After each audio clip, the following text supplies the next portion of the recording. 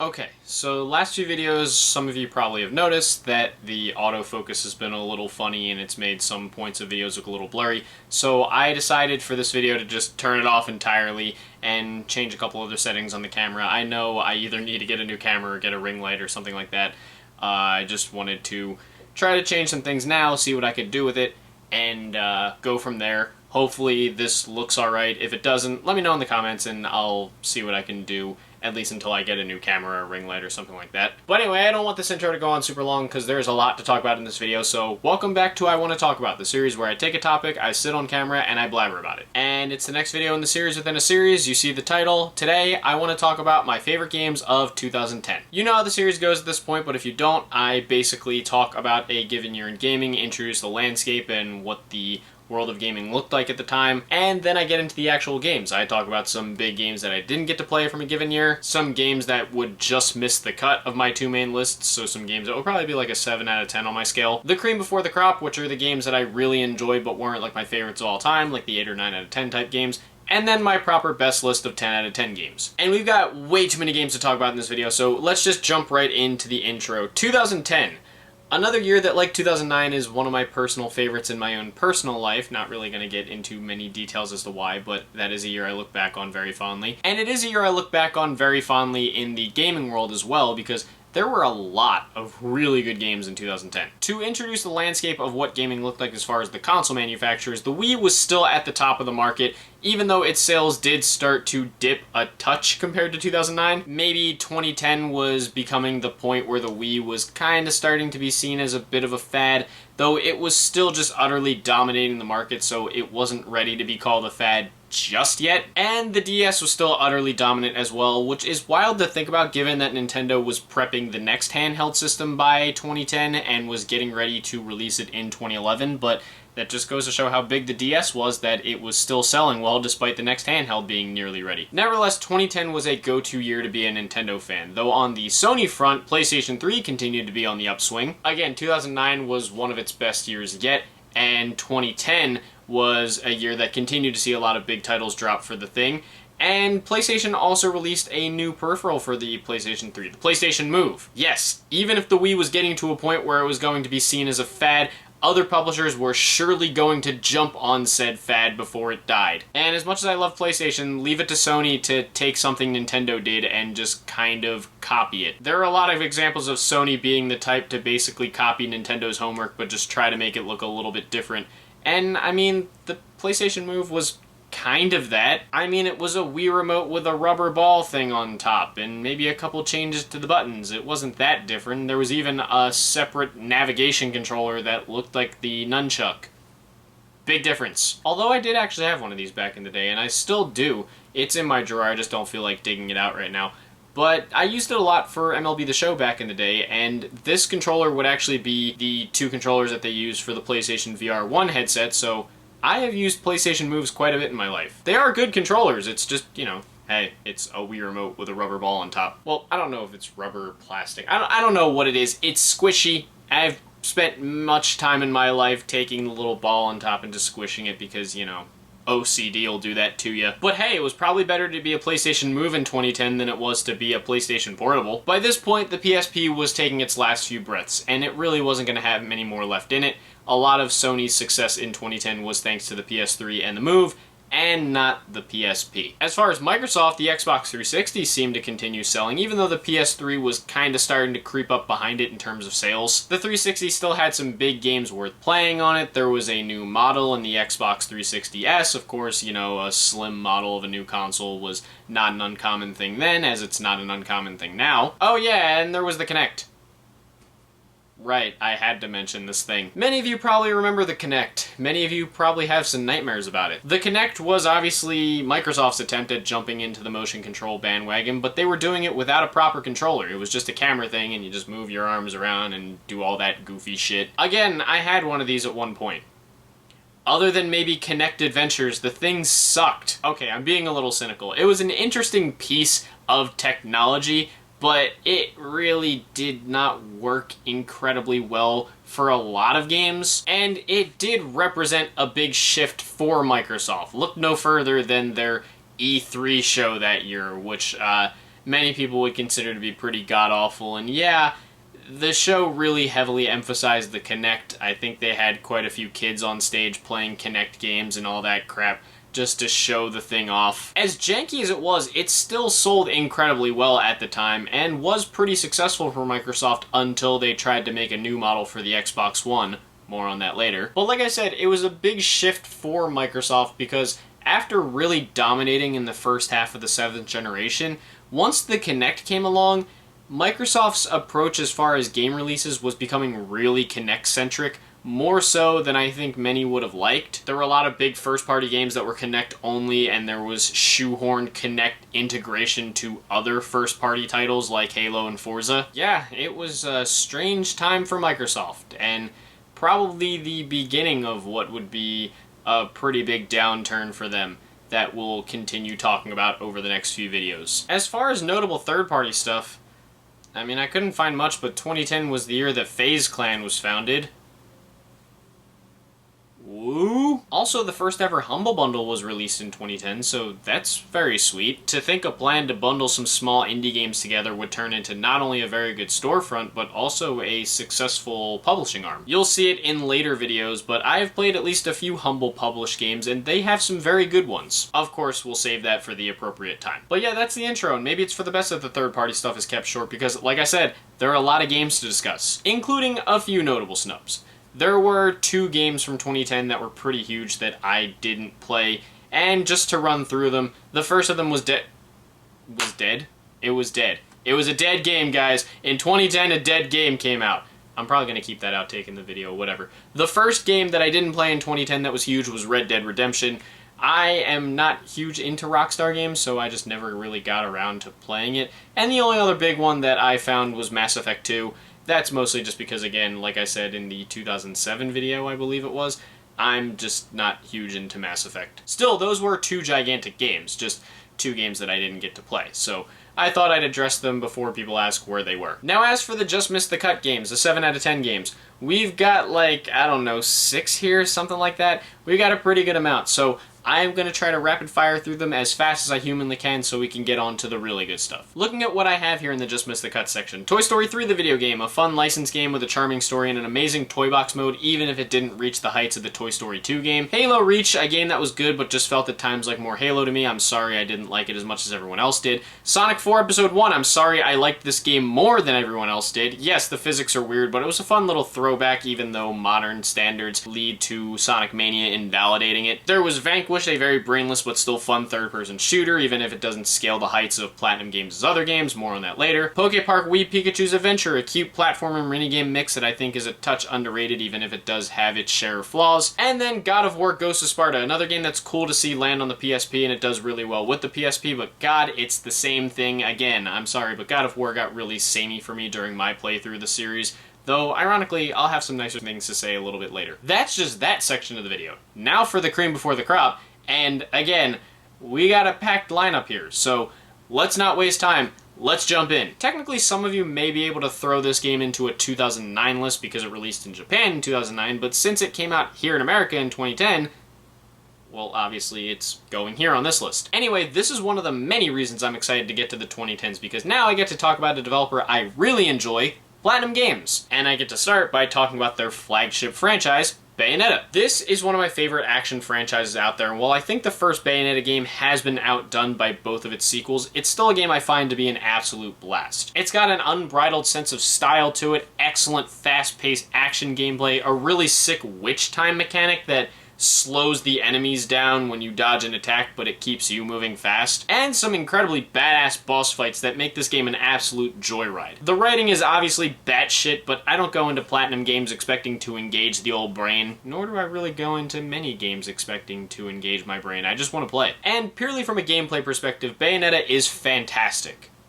Well, maybe outside of the auto-fail quick-time events, but otherwise, yeah, it's an awesome game. This is a very underrated franchise that I'm at least glad to see has gotten a little more love in recent years with these subsequent entries, and I still definitely recommend looking into this game if you haven't already. These days, it's easy to make fun of the Battlefield series since it's been on such a downswing, but yes, there was a point where the franchise was really doing something incredibly good. I already enjoyed the first Bad Company game, which I talked about in my 2008 video, but Bad Company 2 was actually a huge improvement over an already great game. It did sacrifice the first game's sandbox style for something more linear, and while playing, I did worry that the somewhat greater cinematic nature would take away from the gameplay, but thankfully it didn't. It didn't really lose anything that made the first game so special, and the all-around shooting gameplay remains slick and fantastic to this day. I know I said this when talking about the first Bad Company game, but it's a damn shame that the Bad Company games have gotten delisted recently because they're fantastic. I would still say that the Bad Company games are the peak of Battlefield, and there's only been one Battlefield game that I think has approached them,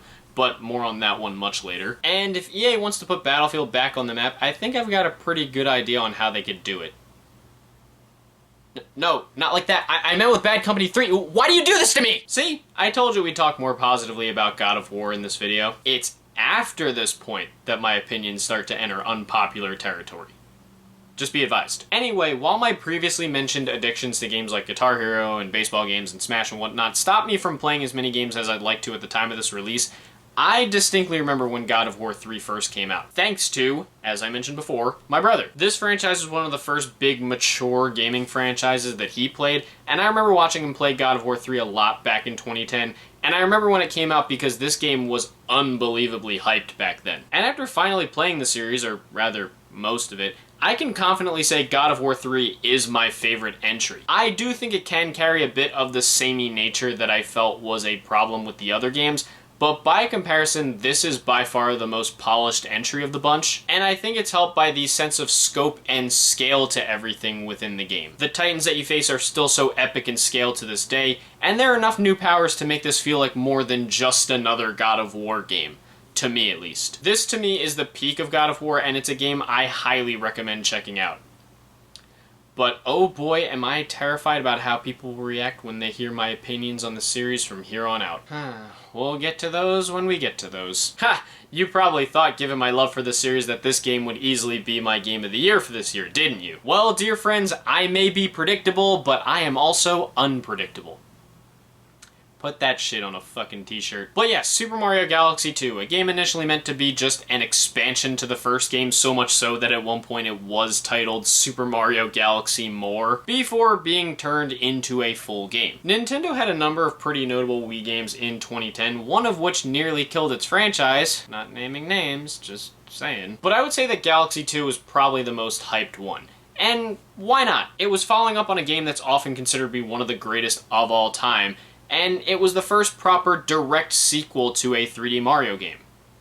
I had to specify 3D because I knew someone would mention New Super Mario Bros. Wii, and I'm not counting that. And this is a game that actually holds a lot of personal importance to me, as it was the last game I needed to beat to officially clear my video game backlog that I had been working on for 8 years. So obviously that's pretty cherished and important, especially considering that the last part of doing that was beating the perfect run in Grandmaster Galaxy. Jesus Christ, that level. But the game itself is obviously still great. Yes, it does at times just feel like the expansion it was once meant to be, but Nintendo still knows how to find clever and unique angles through that to make the game incredibly good. I also love the way that they threw in some nice throwbacks to make this game a great mix of the old and the new. The first Galaxy is still my favorite, and I think by a pretty decent margin, but Galaxy 2 is a worthy follow-up that you definitely should play if you haven't already. And yes, I can agree, it would have been nice to see this included on the 3D All-Stars collection on the Switch, but what are you gonna do? The last PSP game I'm gonna be discussing in the series, even though I played it through the PS4 and not the original hardware. Either way, it's been a minute since I've gotten to discuss Kingdom Hearts in this series, and it's because this franchise is weird. After Kingdom Hearts 2's release in 2006 here in America, it would take 13 years for Kingdom Hearts 3 to come out, though in that time span there were several offshoot titles, though they weren't actually offshoots because they were all canon to the series. See, this is why I don't try to make any effort to understand Kingdom Hearts, because it doesn't make fucking sense. I just like the gameplay, so I'm here for that. But in that time, some of those offshoots were better than others, but the one that, to me, stood head and shoulders above the rest was Kingdom Hearts Birth by Sleep. It would also seem that I'm not the only one who thinks that, given that it's the only non-numbered Kingdom Hearts game that actually got a final mix re-release. And it's a really great game. I really appreciated how the game brought some nice changes to the formula, but didn't feel like change for the sake of change like some of the other Kingdom Hearts games that, in my opinion, got a little too gimmicky. It felt like a proper Kingdom Hearts game that happened to be on the PSP, which I think shows what made that handheld a pretty impressive piece of hardware at the time. It can get a tad repetitive given that you have to play 3 stories with 3 characters, and if you go in the story's recommended order of playing as Terra, then Ventus, then Aqua, you end with the character that I find to personally be the least fun to play. But for all that it does right, Kingdom Hearts is a great game and an enticing prequel that's definitely one of the higher points in the series. Here we go, the last time I'll be talking about Guitar Hero in the series. If I had a hat, I'd tip it to you, little homie. Okay, fine, I'll use Cappy. I tip my Cappy to you, homie. But yes, Guitar Hero Warriors of Rock was the last Guitar Hero game for a while, as that 2009 glut of rhythm games caused sales to drop so hard that Activision actually canceled the franchise at one point. This was also the last proper game developed by Neversoft before they became a Call of Duty support team and eventually merged with Infinity Ward, which makes me sad because Neversoft was a pretty huge developer in my childhood, and I'm sure I'm not the only person who can say that. And yes, Guitar Hero did come back in 2015 with Guitar Hero Live, but yeah, no, that game was mid. Oh, I mean, I guess I'll talk about Guitar Hero again when I talk about Clone Hero later, but that game's not Guitar Hero. Anyway, Warriors of Rock was the unexpected final entry in the Guitar Hero series, and it was sad to me that it was the last one because this is actually one of my favorite entries in the series. I do acknowledge that a lot of what made this game enjoyable for me does come from the fact that I am a hardcore fan of the series, and this game was catered more to folks like me than a game like Guitar Hero 5 was. In fact, I think everything that Guitar Hero 5 tried to do, which in other words means please everyone, this game did the opposite. But it was cool to see them bring Guitar Hero back to its roots a bit with a more challenging entry that had some incredibly fun songs to play on Expert. I also did enjoy the new quest story mode, even if it did come across a bit goofy and cartoony at points, and a lot of the warrior power-ups were actually very fun to play with. I almost wonder if this was the point where they kinda knew the franchise was going out the door, so they wanted to make one more game for the hardcores before the franchise truly fell apart. After all, if a proper Guitar Hero 7 was going to be made, it was going to be made by Vicarious Visions and not Neversoft. And if it is the case that this was a game they knew was going to be the last, I'm just sad that it didn't do better than it did. It's a game I really enjoy, and it's still worth playing if you can find it for a good price. Or you can just download all the Warriors of Rock songs onto Clone Hero. That works too. Yes, like I said, remaster collections and re-releases are not off the table in a series like this, and as a result, I'm going to talk about another one. Also, while many use propaganda for nefarious purposes, I'm going to use my propaganda as an excuse to push Sly Cooper,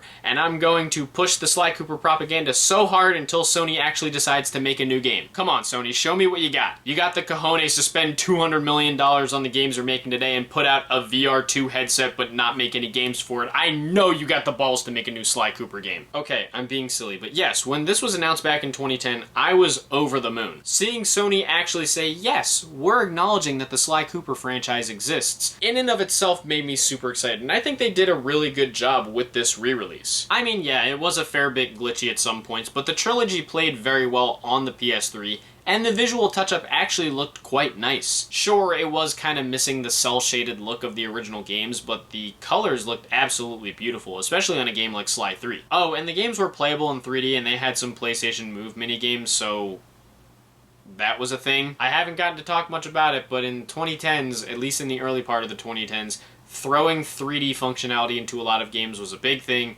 and in PlayStation's case, throwing Move support into a lot of games was a big thing. Though admittedly, as someone who has a 3D TV in my room right behind me, I did play the Sly Cooper games in 3D, and they actually looked pretty good, given that they were not really meant for 3D. Certainly, I feel like if Sly 2 and 3 get reissued on PS Plus like Sly 1 just recently has, it might honestly invalidate this collection a little bit, but this is still a great way to play these games, and I still recommend giving it a look if the other versions are harder for you to find. Hey, look at that! It's been a minute, but we finally get to talk about Sonic in a larger way again. As many of you surely know, the 2000s were not a fun time to be a Sonic fan. Beyond a crap ton of internet toxicity, every game just felt very inconsistent in terms of quality, and it felt like Sonic was struggling to get a game that truly felt great. That is, until Sonic Colors came along in 2010 and brought Sonic back in a big way. And yes, it might be cheating to talk about it here since I played it through the Sonic Colors Ultimate Remaster, but Sonic Colors still remains one of the Sonic games I have enjoyed the most. It was a great refinement of the boost formula that we had previously seen in Sonic Rush and especially Unleashed, with fantastic level design, tight controls, thank God for a 3D Sonic game, and a ton of replay value as well. This was the game that also introduced the Wisp power-ups, and they brought some great variety to the gameplay as well, making this one of Sonic's most fun adventures. Also, we all know that Sonic music is awesome, and this game has perhaps my favorite Sonic theme in Reach for the Stars. What an incredible banger of a track. This is still a game I greatly enjoy, and it remains one of Sonic's finest adventures. Last in the cream before the crop, and speaking of franchises we haven't gotten to talk about in a minute, Donkey Kong. Now yes, I have talked about Donkey Kong's bongo-related escapades in this series, but the 2000s were largely a weird time to be a Donkey Kong fan. After Rare was sold off to Microsoft, Rare of course being the team that made the original Donkey Kong Country trilogy on the Super Nintendo, the franchise largely ran through a lot of spin-offs in the 2000s, and it felt like Jungle Beat was the closest we were ever going to get to a proper Donkey Kong Country-styled game in the modern era. It felt that the franchise was going through a bit of an identity crisis, but then in 2010, in comes Retro Studios with Donkey Kong Country Returns, a full-blown throwback to the 2D platformer style of Donkey Kong that, all in all, turned out amazing. It shouldn't be a surprise to, again, hear me say that the level design in a Nintendo game is fantastic. I mean, great level design is quite frankly Nintendo's bread and butter at this point. But it really is, and Retro Studios succeeded in making an incredibly tight 2.5D platformer with great controls, beautiful visuals, and a lot of depth. I do think the motion of the Wii Remote and Nunchuck can be a little finicky at times, and the game can get a bit challenging at points, especially near the end, but it's still incredibly satisfying when you get through the game fully. And it's overall an amazing game and a true showcase of Retro Studios' talent in game development as a whole. Also, I'm very excited to play the HD re-release that's going to be coming out on the Switch this January. I love the game and I will gladly replay it when it comes out for the Switch. So that's just the cream before the crop. Now we get into the proper best list, and there are 5 games this time around. Like I said, 2010 was an awesome year for games. And a lot of these games are very much just my kind of games, but then again, this video is called My Favorite Games, so is it surprising that I'm talking about games that might not make everyone else's best lists? Nevertheless, let's dive in because we've got 5 games to talk about and they're going to be pretty long, I'm sure. Starting off at the number 5 spot. Again, it might be shocking to see a game like this land on a list like this, but I am putting it here because it means a lot to me. I gotta go with MLB 10 The Show. I promise I'm not just gonna keep throwing MLB The Show into the best list for every video from here on out. I mean, sure, I'll keep talking about the series, but it's not gonna be in this section, I promise. After all, this is the last MLB The Show game that I actually gave a 10 out of 10 to, so it's the last one that's gonna land this high on a list in a video. MLB 09 was where the series really started to come into its own, but I think MLB 10 was where it was pretty much perfected. It might not have been loaded to the brim with new features, but there were many smart additions and refinements to the overall gameplay that honestly make it perhaps my favorite baseball game of all time. Across the board, this game had a style and flair to it that in some ways I feel like even the modern MLB The Show games lack. It's a minor thing, but I miss the whole back of the baseball card scouting reports that the old games offered up where they graded players based on their different attributes. And while there are games in the series that would do this, I miss going into the jukebox, turning off all the music, and then actually being able to hear in the main menu broadcast calls from the past year in baseball. It was these cool little touches that made MLB The Show so special to me back in the day because yes, it was cool just how realistic and beautiful everything was, but there was such a great subtlety to a lot of the game that made it so fun. Even down to the broadcast commentary in the games, which in the newer games I kind of prefer to mute. There are funny moments in those games, sure, but the commentary feels so wooden compared to a game like MLB 10. Obviously the combination of Matt Vasgersian, Dave Campbell, and Rex Hudler was fantastic in and of itself, but I feel like the commentary just had so much more life to it than what we have now. All things considered, this is still the peak of MLB The Show to me, and it's even still the peak of baseball gaming, period. I could also even argue that more so than MLB 09, this was the game that really turned me from a Phillies fan to a baseball fan, and it really fueled my love for the sport. What a fantastic game, and one that I still recommend going back to. At number 4, we're not quite done talking about rhythm games yet. I gotta go with DJ Hero 2. Okay, Warriors of Rock was the last game in the Guitar Hero series before its cancellation, but Activision did have one more Hero game left in them. I talked in depth in my 2009 video about how DJ Hero was a commercial flop to some extent, so I don't need to rehash why, but it still makes me sad that DJ Hero 2 was basically hung out to dry and didn't get the love that it deserved. DJ Hero 2 pretty much took whatever problems I had with the first game and polished them to near perfection. It had a set list of absolutely incredible mixes, and I love the way the game emphasized freedom and freestyling even more than the first game did. It felt like this was the rhythm game you could be the most creative with, and it was nice that they added more multiplayer options, including vocals, to make this feel more like a party game than the largely single-player focused DJ Hero 1 was. I know I said in a previous video that no rhythm game was able to reach the heights that Guitar Hero 3 and Rock Band 2 did, but I think I'll have to take that back because under the radar, DJ Hero 2 was as close to being a perfect rhythm game as one could reasonably get back then. The sad truth is, it came out at a time when even a truly perfect rhythm game wasn't going to be enough to win back the attention of audiences who just didn't want to try to make room for another plastic peripheral in their already crowded living rooms. And it's a shame that DJ Hero 2 fell by the wayside as a result, but if you can find this game anywhere, I highly recommend seeking it out and trying it because it's truly fantastic. At number 3, I know this is probably going to be a polarizing one, and I know it's also a pretty big meme, but it's a game that's actually pretty important to me in spite of its warts. I gotta go with Heavy Rain. Yes, I'm aware of the looks you guys are giving me for including this game anywhere near this part of the list. But honestly, look, I can't even fake it. I love Heavy Rain for the right reasons and the wrong reasons. Believe it or not, there was actually a point in time where Heavy Rain came out and was unironically being touted as like a landmark in gaming. Wikipedia still even mentions that it's considered one of the best games ever made. That's right, the same game that you probably only think about because of Jason was an award contender in 2010. And it became such a hit that even as far back as when the first tech demo was shown, it was even being talked about to get a movie adaptation.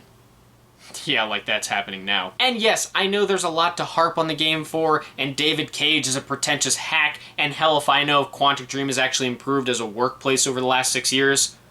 Or if they've learned how to compose themselves in a courtroom. But I've honestly enjoyed quite a few of their games, and Heavy Rain has been a big favorite of mine. This was actually one of the first games that I played where I was attempting to break out of my Guitar Hero and baseball and Super Smash Bros. Addictions, and I've played it way too many times to count. As many plot holes as there are, I do genuinely find myself very engaged with the narrative of the game, and even though it's not exactly gameplay intensive, because it's so reliant on QuickTime events, I do think the interactivity of the game can be quite gripping, and it makes for a really great experience. Oh, and apparently David Cage designed the game's location after Philadelphia, and honestly, as a Philadelphian, I mean, I totally see it. Yes, it's easy to make fun of the game, and its cheesy voice acting, and its many French actors who want me to believe that they're actually using American accents. But I honestly love the game despite its warts, and I still see it as a flawed masterpiece. I'll definitely play along with the jokes and make fun of its goofy elements along with everyone else, but Heavy Rain is a game that flaws and all will always be super important to me, and it's always going to have that kind of mark on me. But despite its importance, there are 2 games I enjoyed more than it from 2010, starting off with the number 2 spot. One last rhythm game to talk about, and that is going to be Rock Band 3. Okay, so yes, as I mentioned earlier, I know I said that the plastic instrument rhythm game genre never approached Guitar Hero 3 or Rock Band 2 in subsequent years. And again, I kinda stand by that, but give Rock Band 3 credit because it sure tried its best. If nothing else, Rock Band 3 actually managed to add a few new elements that kept the game fresh, specifically in the form of a few new instruments. Rock Band 3 is the only game in the series to use a keyboard peripheral, which actually worked very well. And it was also the first game in the series to feature pro instruments, essentially guitars that actually had strings and drums that actually use cymbals as more than just decorations or window dressing. As a result, it felt like Rock Band 3, more than most other plastic instrument rhythm games, actually felt like a decent step in the direction of actually teaching people how to use real musical instruments. It was a pretty bold step forward for rhythm gaming, though again, one that was probably never bound to catch on given the climate that it came out in, but it was still a very interesting change of pace for the franchise. Like I said, give these guys credit. As much as people didn't care about rhythm gaming, the developers were certainly trying. And the core Rock Band gameplay was obviously still great. The changes that were made to the overall formula were awesome. And as the final plastic instrument rhythm game released before the hiatus, let's call it, this was a pretty fantastic swan song of sorts to the genre. It was sad to see it go, but at least that era got to end on a high note. But there's still one game that tops my list in 2010, and it's a pretty big one that obviously just recently got a sequel, one that hopefully some of you enjoy as much as I do. My favorite game of 2010, the game that would get my Game of the Year, if you will, I gotta go with Alan Wake. When I made my 2023 video, I expressed a few potentially unpopular takes on Alan Wake 2, which I still enjoyed, but just not to the highest degree possible. But don't expect me to do that here because I absolutely love the first Alan Wake game. It was another game I took a long time to come around on because of those past obsessions with other games, but once I finally gave it a good shake thanks to the remastered re-release, I absolutely fell in love. I think this game is an unbelievably sublime blend of horror and action elements that still plays incredibly well to this day, and I think the use of light within the gameplay is super unique and fantastic as well. I also absolutely adore the atmosphere of the game, which is loaded with tension, but not to the point of being stupidly, overwhelmingly scary, and I think the daytime sections provide a nice breather without being too pace-breaking. It's a truly chilling and masterful horror game that I'm sad took me so long to get around to, but it's by far one of my favorite horror games of all time. And I think the job Remedy did here is fantastic. It was through this game that I really was able to become a much bigger Remedy fan, and yeah, they make some really fantastic games. It's a little sad how under the radar this game is gone, but I'm at least glad to see the sequel was able to come out so many years later, even if I don't quite love it as much as everyone else did. And even with that sequel being out, I still highly recommend going back to the original, specifically through its remastered re-release. It's a fantastic game, and it still holds up incredibly well to this day. Whew! I am very sweaty right now because of how hot my room is and because this video has been filming for a long time, almost 50 minutes on my camera, but yeah, 2010 was an incredible year for games. A lot of really exciting titles, a lot of really fun games that I have a lot of fond memories with, that I look back on very fondly, and it's only going to keep getting better. 2011 is another year that was an absolute banger for gaming. Well, a lot of fantastic titles. I know that's a year that a lot of people look at as a great one, and I do too, and it's another year I'm very excited to talk about. Until then, this was all just my opinion on 2010 in gaming. What did you guys think of 2010? What are some of your favorite games from that year? What are some games I totally forgot to mention that you loved? Some of your favorite gaming memories from 2010? And obviously, in these videos, I like to ask a specific question just for a given video, for one video in particular. And for this video, I think my question of the video will be, since I talked about the PlayStation Move and the Kinect, what were your experiences with those, if you have any to speak of? Did you have a PlayStation Move? Did you have a Kinect? Did you have both? Which one did you prefer? Any funny memories with them or anything that you feel is worth talking about with them? Whatever your thoughts, opinions, and experiences are, leave them down in the comments below. Let's keep this civil and have some fun as we like to do. If you guys want to hit like and subscribe and support some of my other ventures that I have linked in the description, thank you. If not, it's no big deal. I totally understand. And like I said, the next video will be on 2011. Obviously, as we move through the 2010s, because a lot of the games that I've played have come from the 2010s, I'm going to have a lot to talk about throughout these last 10 or so videos, and 2011 is a year I'm really looking forward to talking about because, like I said, there were a lot of amazing games in 2011. So that video is going to be a lot of fun. So stay tuned for that, but until then, thank you guys for watching. I hope you enjoyed, and I will see you in the next video. Peace.